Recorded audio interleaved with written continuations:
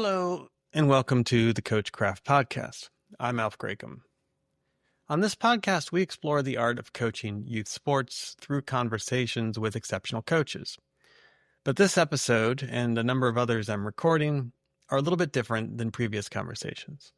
This is more personal, and I'll explain why. Dean Conway, who was not just a mentor to me throughout my coaching journey, but was also a dear friend and just a wonderful human being, and he passed away in March of this year. Dean's passing was a big loss to the coaching community here in Boston and in Massachusetts, and even more broadly.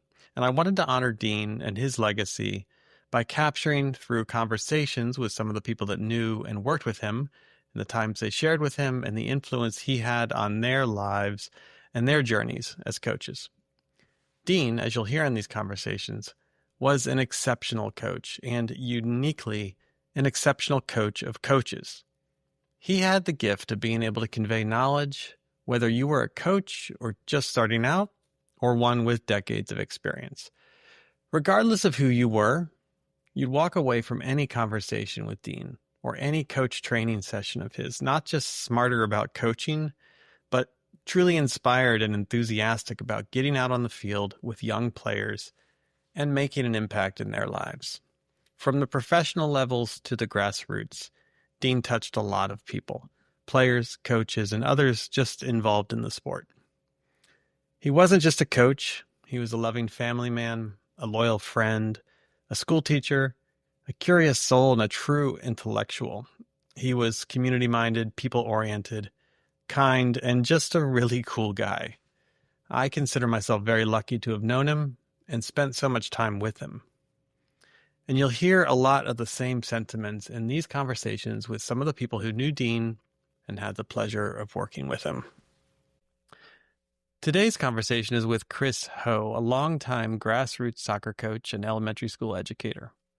Chris has dedicated over 20 years to Jamaica Plain youth soccer, where he worked closely with Dean to build the U8 and U10 academy programs from the ground up. And beyond their partnership on the field, Chris knew Dean as both a fellow coach and a neighbor, giving him a unique perspective on Dean's impact both within the soccer community and in their shared neighborhood in Boston. And like Dean, Chris brings a community-minded approach to his work, balancing his passion for youth development through soccer with his commitment to education and social activism. Their shared values and collaborative spirit made their partnership in developing young players both natural and impactful. I hope you enjoy this conversation about Dean with Chris Hoeh. Chris Hoeh, welcome to the podcast, and thrilled to have you here to talk about Dean Conway today. It's an honor. I love the work that you're doing with this podcast. I see it as really continuing the work that Dean did. And it's great to see that DNA infusing so many of us. Very much so. Yeah, Dean's imprint is very much on this endeavor. And so let's talk about Dean. I met you and Dean at the exact same time. It was when my son was entering the Jamaica Plain Youth Soccer Academy, and I think you and Dean had a preseason meeting that you hosted, and I think I met you there, and then I really got to know you guys out on the field as you and Dean were the two coaches at the time. I think it was like a lot of kids registered that season, and I think you had like 60 or so kids, and just the two of you were coaching that. So immediately you guys earned and gained my respect just from the sheer volume of kids that you were coaching, and that's when I got involved and we got to start working together. So that's my introduction to both you and Dean at the exact same time. But you knew Dean, your history goes back much longer. Can you talk a little bit about when you met Dean? Yeah, sure. I met Dean playing pickup hockey at a local rink. We ended up carpooling, and I learned about the soccer camp that he had at the park school nearby, and they were looking for coaches. And so I got to coach the youngest, the first and second grade kind of age, with his guidance, and I had the index cards, and we were on the same wavelength from the beginning, and that was just great experience. He's one of the kindest people I've ever met. That really is, I was thinking about, that's what infuses his whole approach. It was human centered, and he loved this game. I love this game because it's a game where people can express themselves and where it's from everywhere in the world. So I met him there, and then he recruited me to be on the board of Jamaica playing youth soccer as it was. So he recruited you. I don't think I knew that. Yeah. Yeah, because I did a season when my son was, I think, in the second half of kindergarten, and it was a rec program at that point where there were teams and there were hockey-sized goals and kids on the side with goalies for 6 and 7-year-olds, and wrangling kids on the sideline, maybe practicing once a week, and I said, this doesn't make sense to me. And Dean said, we pulled together. And that summer, we worked together. And he was a quiet guide for bringing really what is the highest level of youth soccer development, coaching. And so prior to this time, safe to say you'd never coached kids before? I know you're a teacher, but you hadn't. Yeah, so professionally, I was a second grade teacher in a progressive school, very developmental approach. And I'd played soccer my whole life and loved the game. Played a lot of pickup soccer, and I loved it. And then I I'd directed the program Jamaica playing children's soccer, and introduced the idea of just having every kid having a ball. And then all these just sort of fun activities where they, kick the ball to that tree and dribble around me, pass the ball to me, and I'll throw it over my shoulder. Go get it, bring it back. I'd already coached at the park school before my child was born. I had several summers where I worked with him. Oh, okay. And so I had a foundation in that. And then we would go carpool to hockey, and we'd talk about soccer.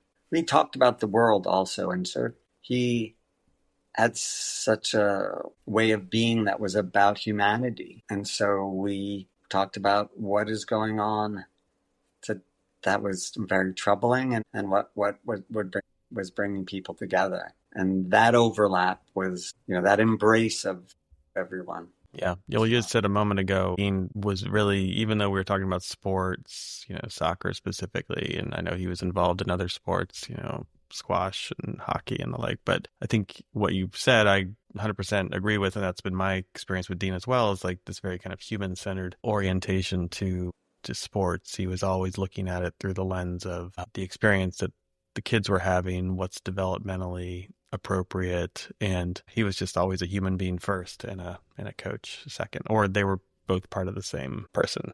Yeah, and I went to they brought the goalie coach for Ajax and the Dutch national team to do a weekend seminar where it was all done Socratic method, which made sense to me. And it was always about, you should always cherish these children. They're children. That's the first thing.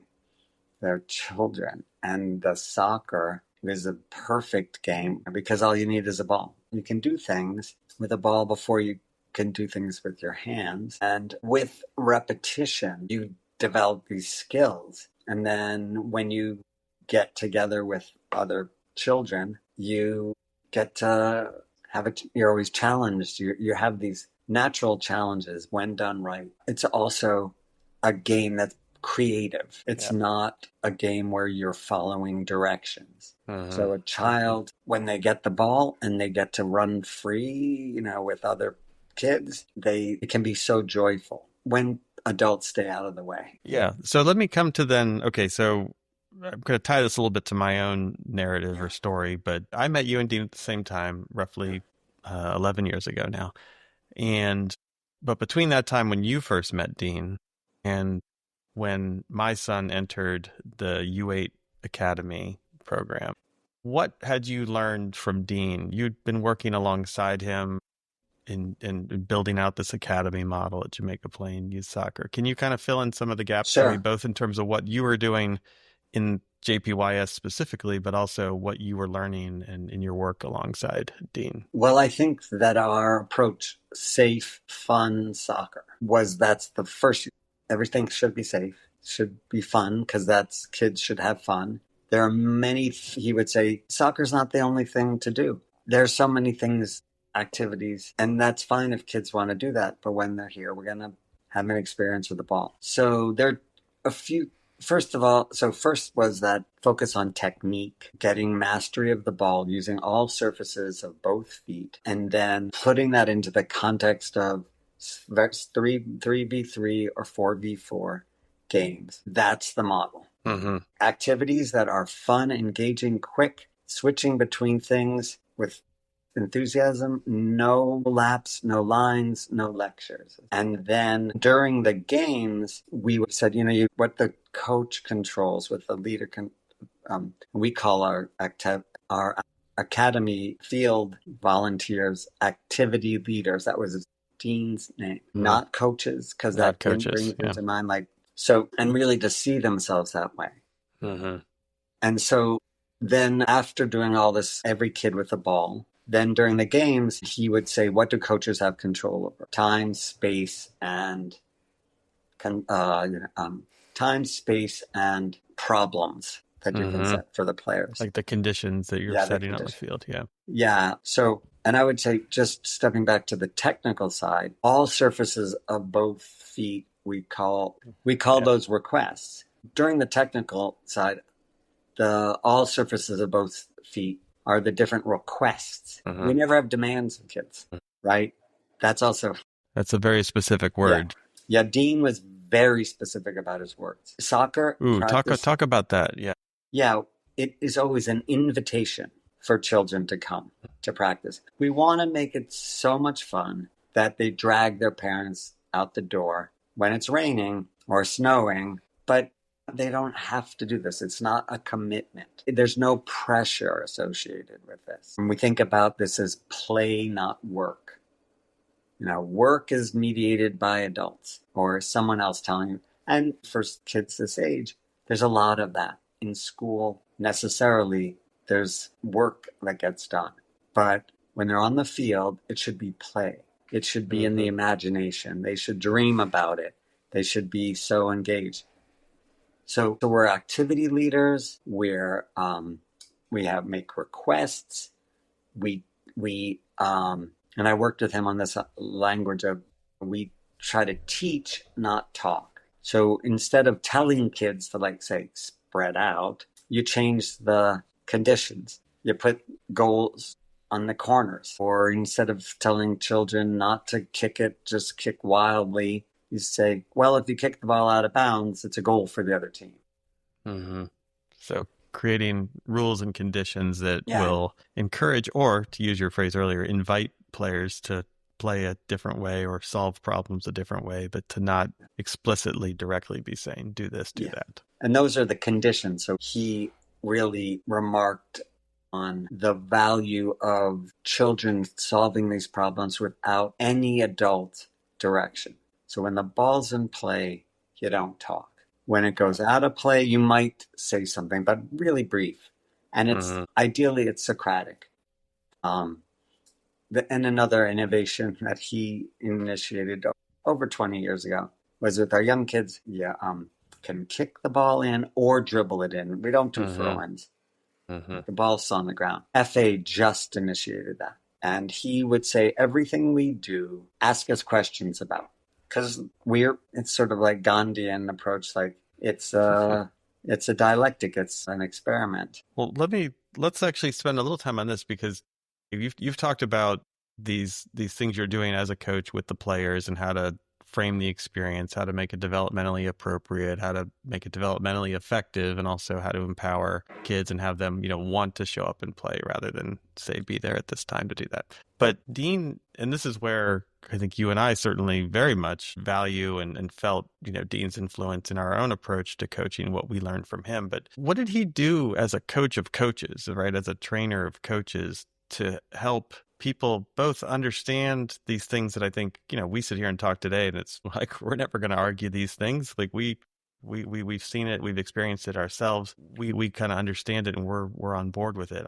These are practices or approaches, methodologies that are tried and true and have been used in Europe and other, soccer crazy countries, more so than the US for sure. But how did you understand or see what he did in his training of coaches to then impart these approaches to them? Some of them, brand new coaches, maybe they just want to help volunteer in this community grassroots program like Jamaica Plain Youth Soccer. Not a lot of soccer experience, but how did he get them to understand this stuff? Well, he kept it simple. He said it doesn't take a rocket scientist to do this.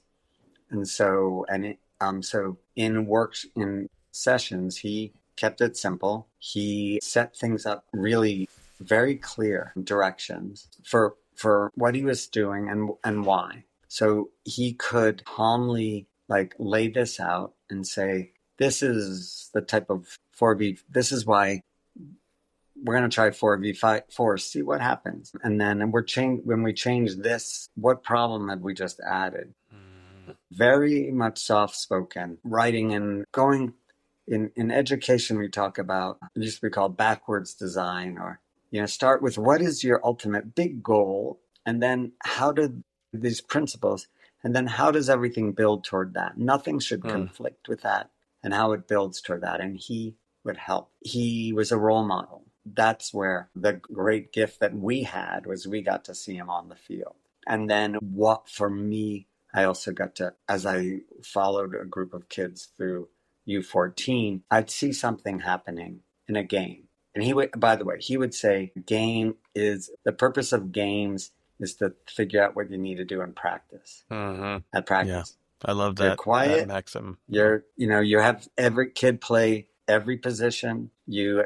Everyone plays roughly about the same amount of time. And then we saw that. And I can see it in your son's play. And I can see it in all of these children that even as early as second grade, they're starting to do these things, making these decisions. He also had a very clear methodology or practice for creating a session where kids didn't have to wait. Yes. In the point, for instance, we will set up fields using one color cones outside, and then drop cones in the middle if we're do an activity called gates. We might have 3 fields next to each other, little fields, where at the second half of practice, they're going to be playing 3v3. We've dropped pennies at each end. We've got the balls out there. They play. And then, okay, it's time to get a water break. We got a water break and then come back. And by the way, sorry, let me step back. So we set up the fields, and we have different color cones and different shapes, often different shape cones. And then it's all about removing. Right. We're never waiting. We're never having kids say, okay, I got to drop these cones down so that we're going to do this thing. So it's all, we move through it. I think this is one of the first or most important things I learned from Dean was the importance of preparedness as a coach or an activity leader. And it starts before the practice begins. The field setup, just that alone, when, back in the day, Dean was out on the field and he would be the first one out there. First of all, he'd show up, I think, about a half hour before practice starts, and he's already out there on the field dropping the cones. Yes. And, he taught me, instead of walking, little things, right? Don't walk forward, drop the cones, look backwards so you can see what the previous cone is that you dropped so you can actually line it up. Dean would just drop these beautiful fields. And I don't mean to geek out about it, but it looked like the runway at Logan Airport, how precise the cone dropping was. And to this day, I still do that. And it's so important. And not just, that, but then the idea of what you need, the moving parts during that, whatever it is, 75 minutes of practice you have, minimizing transition times, using water breaks to reconfigure the field, but it's all mapped out ahead of time. And it's all in the service of getting the kids, as much time on the ball as they can get. And preparedness like that. And he wasn't necessarily militant about it, but he was vigilant about it. And he would say how important it was. And he was so right about that. And yeah, I know you experienced that similarly. I also think the way we drop the cones is flexible. So we don't use goals for the first and second graders like with nets. We use pointy cones, and we put 4 at each end, 2 on a stack of 2. Yeah. So then magically now they can become 4 2 targets can become 4 or 4 whatever. And we realized that you can't expect people to create their own practice plans with the younger kids. And I would say almost through half. So we provide, back in the day, it was, I would write these 3 pages of on paper. I don't know if you remember that. Oh, yeah. And which referred to, another document, which you brilliantly put online. So we have a manual, but we have that. So in advance, it's bullet points of activities. We do a preseason training where we introduce all of the activities, basically. And then, because you're going to repetition, yes.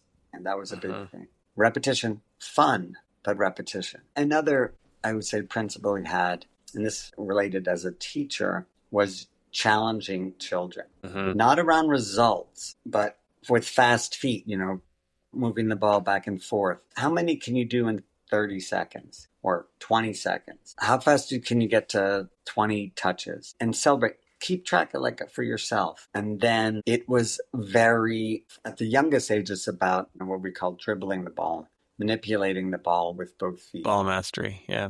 It's not passing so much. It's not playing, being a good team member.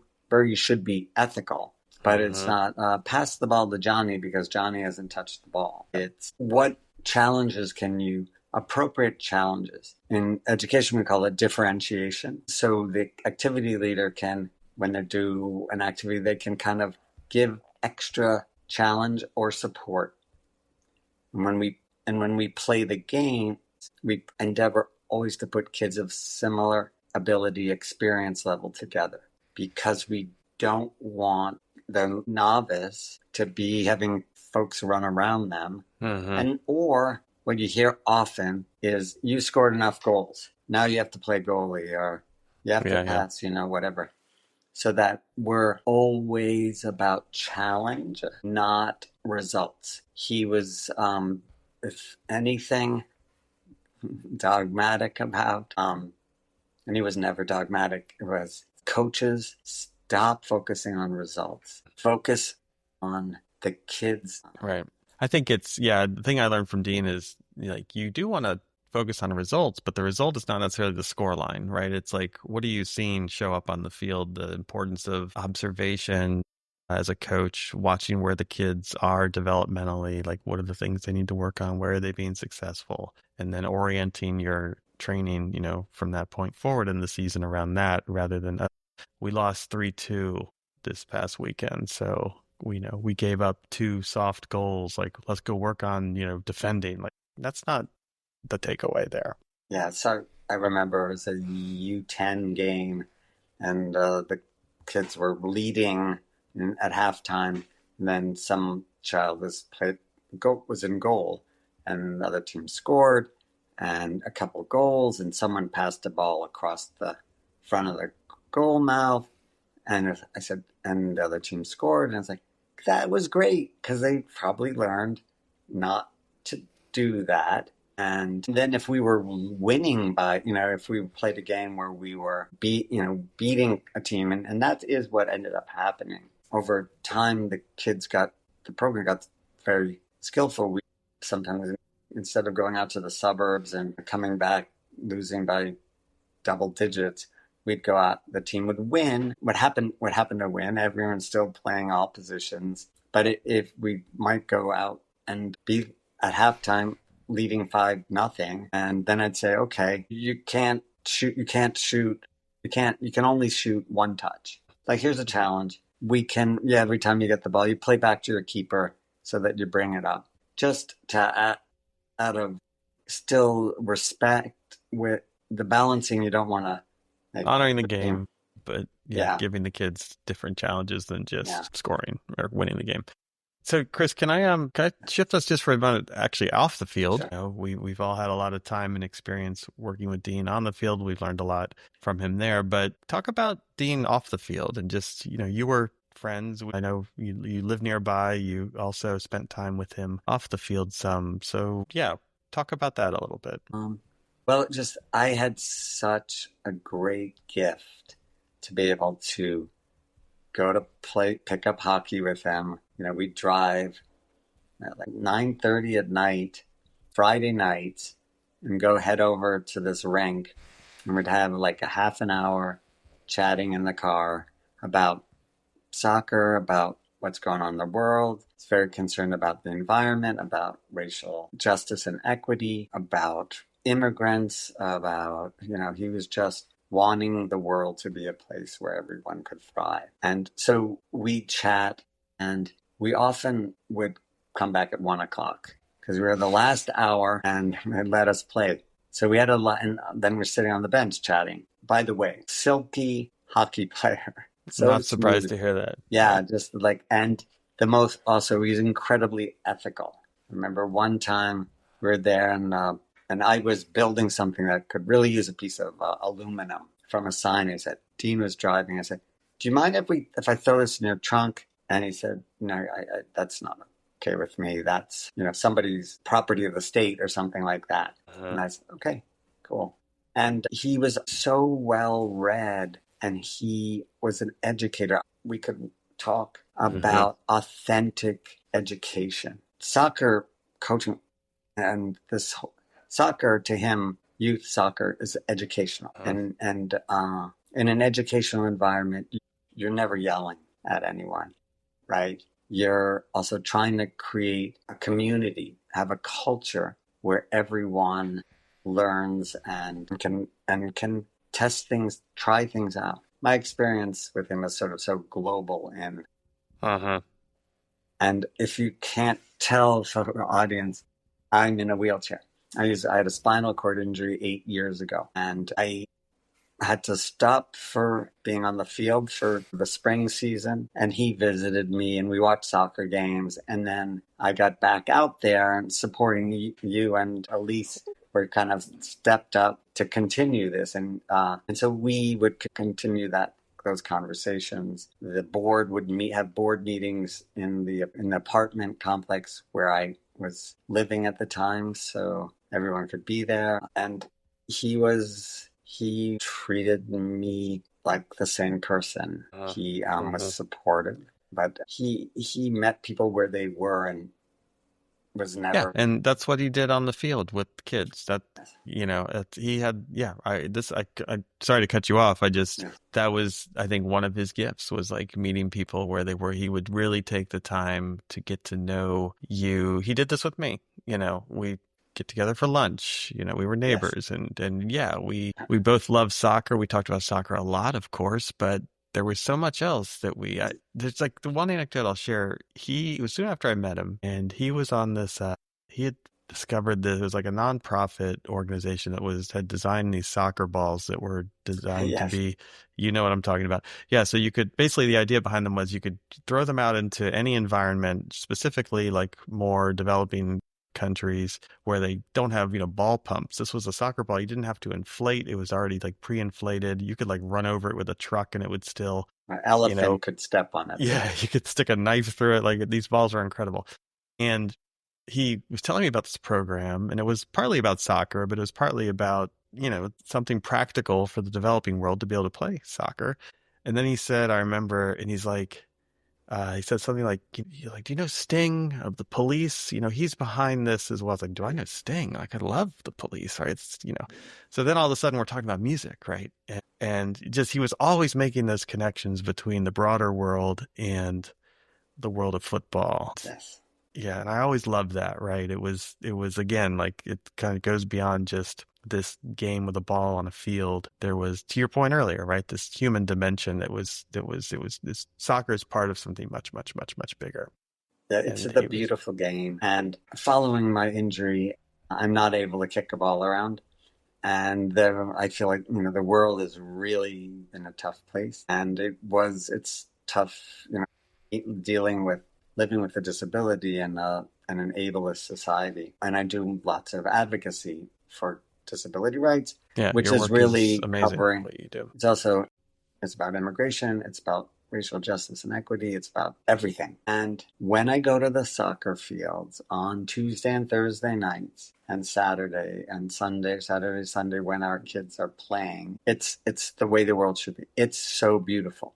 And I would say to Dean, you built this. This is this place where children from all backgrounds and parents from all backgrounds, and when I say all, it's virtually all backgrounds, the kids are playing and they develop relationships and they make all these connections with all different levels of education and employment, and they come together. Dean saw that as soccer as a way in. He went to Southern Africa with a program that was supporting an indigenous soccer programs. And he went to Haiti, and he wasn't telling people this is how you do it, or disrespecting the soccer culture. He was building on it.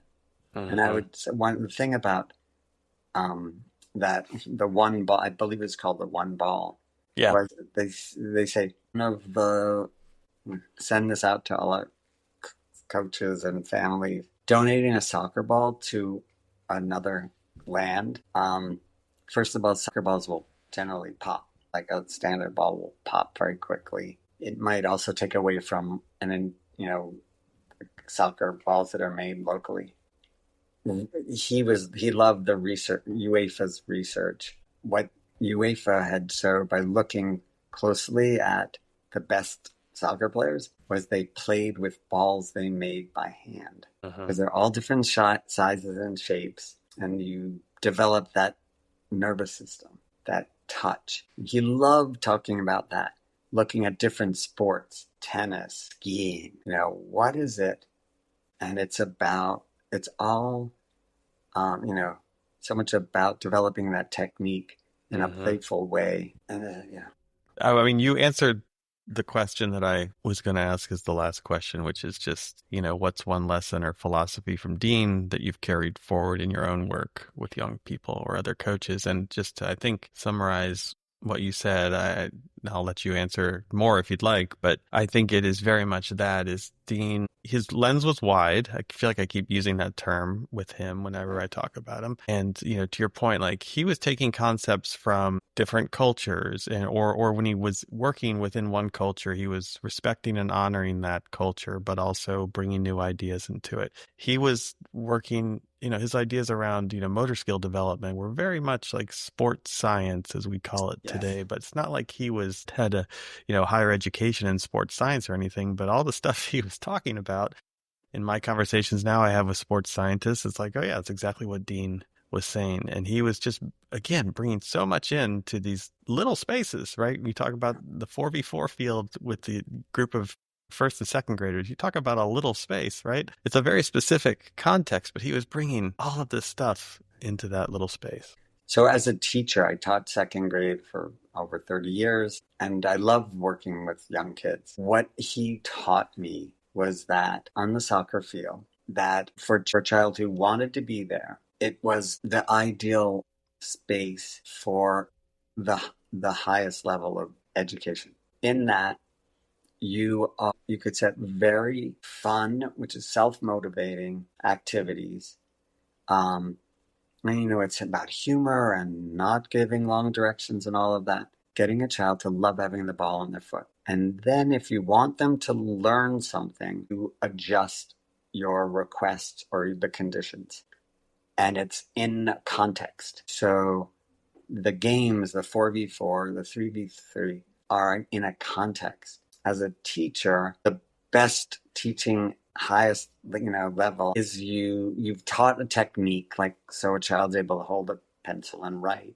And then you give them something that's self-motivating. And for me, often that involved like a role play or writing something that was meaningful beyond, it's not just for me. Those are hard to come by in the classroom, but on the soccer pitch, always.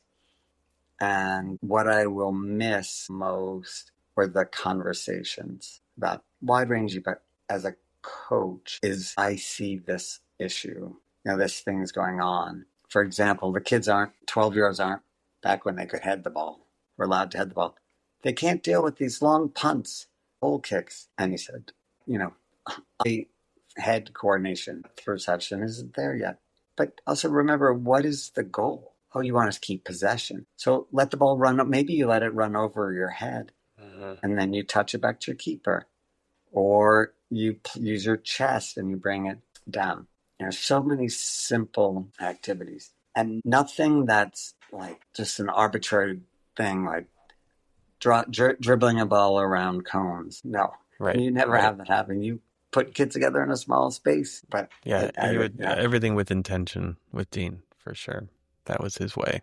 Well, Chris, first of all, thank you. I know Dean meant a lot to you as a person. It's hard to, these conversations are wonderful, and I'm so grateful for getting to have them. And I'm really grateful in particular with you because you worked with Dean and knew him for so long. Like I said, I met both of you at the same time, and I'm just really appreciative of getting to hear more of those stories that preceded my knowing him. We all knew the same guy, clearly, even though we all had a different relationship with him. But remarkable guy. We miss him. We love him. And I really, just appreciate getting to have this conversation with you. Any just last thoughts on Dean before we wrap it up? Well, I really appreciated your podcast and hearing these folks who worked with him long before I met him, people who he would talk about and how he influenced them. And I think a last thought would be just that humor he had, that grin. Yeah. A little bit mischievous, even. Yeah, it's a little bit mischievous. And openness, right?